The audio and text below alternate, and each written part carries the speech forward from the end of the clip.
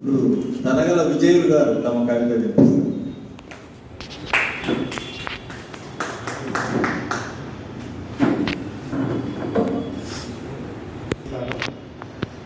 సాహితీ సౌరత్య కర్నూలు ఆధ్వర్యంలో నేడు ప్రపంచ కవితా దినోత్సవం సందర్భంగా కవిత్వంలో కాసేపులో నా వంతుగా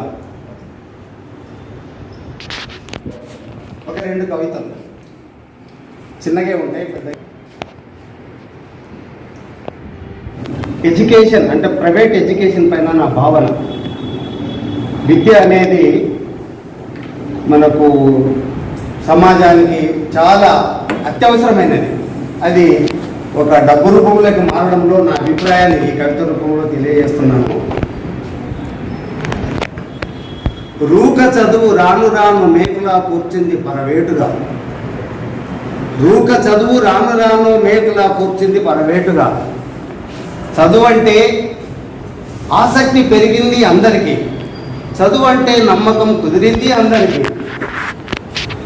అదే వ్యాపారికి ఆయుధంగా మారింది. కాదు మార్చుకున్నాడు. చదువుపై వ్యాపారం కన్నుబడింది. అంతే, చదువు రూకను పాలలో నీళ్ళలా కలిపేశాడు. నీళ్ళు లేని పాలు ఎలా దొరకవో రూక లేని చదువు దొరకదు.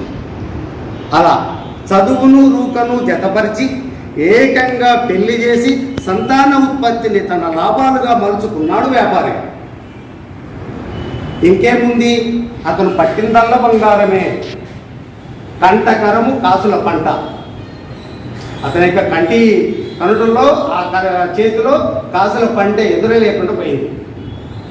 ఏమి తెలివితేటలు ఏమి. ఎంతైనా వ్యాపారి నీవు ఓ వ్యాపారి. రూక చదువు రాను రాను మేకులా కూర్చుంది పరవేటుగా. ఇది ఒక కవిత. మనిషిని కాపలుగా ఉంచుకోవడం, ఒక మనిషిని కోసం మరో మనిషి ప్రాణాన్ని అడ్డంగా పెట్టుకోవడంలో నా నిరసన భావన. అంటే ఫ్రాక్షన్స్ అయితేనేమి భావం ఏదైనా పర్వాలేదు. అది కాపాడుకోవడానికి మరో మనిషిని కాపలగా వాడుకోవడానికి అవసరమైన నిత్యావసర వస్తువా మనిషి బంధం? నిన్ను నీవు కాపాడుకోకపోతే నీ జీవితం ఎందుకు? నిన్ను కాపాడడానికి మనిషి అంటే డబ్బు మనిషి, డబ్బుతో వచ్చిన మనిషి అయినా పర్లేదు. మనిషి లేదా మరో మనిషి కోరుకోవడము వాడుకోవడము దురదృష్టకరం, హేయం కూడా. నిన్ను కాపాడే మనిషికి కాపలా వద్దా? నిన్ను కాపాడే వాడి ప్రాణం పోయినా నీ ప్రాణం పోరాదు. నీ ప్రాణం కోసం నీ తోటి మరో మనిషి ప్రాణం పోయినా పర్లేదా? ఏం నీతి నీది? నీ నీతి ఏ నీతి? నీ నీతి డబ్బు నీతా, గబ్బు నీతా? నీ నీతి జబ్బు నీతా? మనిషిని మరో మనిషి చంపుకునే సంస్కృతి ఏమన్నది?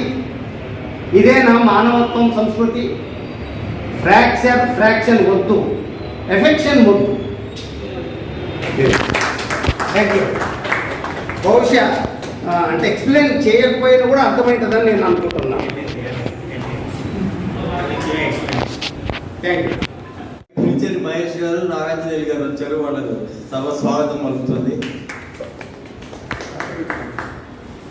సార్ నిజంగా ఎన్ని ప్రయోగాలు చేశారంటే విజయులు సార్ ఇందులో ఇంగ్లీష్ పదాలతో పాటు ఇంగ్లీషు తెలుగు కలిపి ప్రైవేటు పరవేటు రాసినారు. చాలా బాగా నచ్చింది సార్ నాకు అది. ఎందుకంటే ప్రైవేట్ వాడు ఎలా వాడు వెయిట్ వేస్తున్నాడు, శీర్షిక కూడా పరవేటు వెయిట్ చాలా బాగుంది సార్. మీ కవితకు ధన్యవాదాలు.